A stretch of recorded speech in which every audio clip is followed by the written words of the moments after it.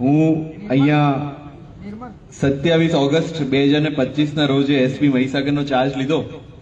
ત્યારથી લઈને અત્યારે નહીં તો 150 જેવા ઇન્વિટેશન આવ્યા હશે, સાહેબ અહીંયા આવો ત્યાં આવો,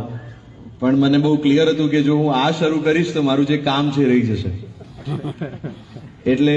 બહુ સ્પષ્ટ રીતે અને બહુ પોલાઇટ રીતે બધાને કહેતો હતો કે હમણાંની 5 મહિના 6 મહિના પછી આવીશ, એકવાર હું જિલ્લાને સમજી લઉં, પરિસ્થિતિને સમજી લઉં. પણ પછી એમને પ્રપોઝલ જ એવો આપ્યો કે સાહેબ આપણા જિલ્લાના 12 જેટલા યુવાનો જે છે એ આર્મીમાં સિલેક્ટ થયા છે અને એમનો સન્માન સમારંભ આપણે રાખવાનો છે, તો એની અંદર આપ આવી શકો. એટલે મને જે જોઈતો તો એ મોકો મળી ગયો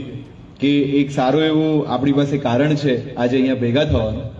પણ એનાથી વિશેષ આનંદ મને એ થયો કે આજે બાલાસિનોર ટાઉનના નાનામાં નાના બાળકથી લઈને સિનિયર સિટીઝન સુધી તમામ લોકો આજે એક જ મેદાનમાં આ યુવાનોનું જોશ વધારવા માટે ઉપસ્થિત છે. એટલે એકવાર જોરદાર તાળીઓ તમારા માટે છે. જરૂરી નથી કે આપણે બધાને તક મળે કે આપણે સરહદ પર જઈને AK-47 લઈને ઉભા રહીએ અને આપણી રાષ્ટ્ર ભાવના દેખાડીએ, પણ જે જવાનો પોતાના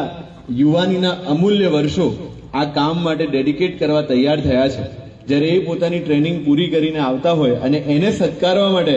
આખું ગામ જ્યારે ભેગું થયું હોય ત્યારે એ રાષ્ટ્ર ભાવના પણ ચોક્કસથી બિરદાવવા જેવી છે.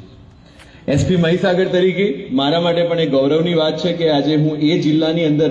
કામ કરી રહ્યો છું કે જ્યાંથી યુવાનો એક સાચી દિશા, એક સારી દિશા અને એક યોગ્ય દિશા તરફ વળી રહ્યા છે. કે 1-2 થી લઈને આજે 12 જેટલા યુવાનો કદાચ આ બાલાસિનોર પંથકના છે, કડાણા અને સંતરામપુરના આપણે મળાવીશું તો લગભગ 20 થી 25 જેટલા યુવાનો આજે અગ્નિવીર તરીકે ભારતીય સેનાની અંદર જોઈન કરવા જઈ રહ્યા છે અને આ દેશનું ગૌરવ વધારવા જઈ રહ્યા છે. રાષ્ટ્ર ભાવના દેશ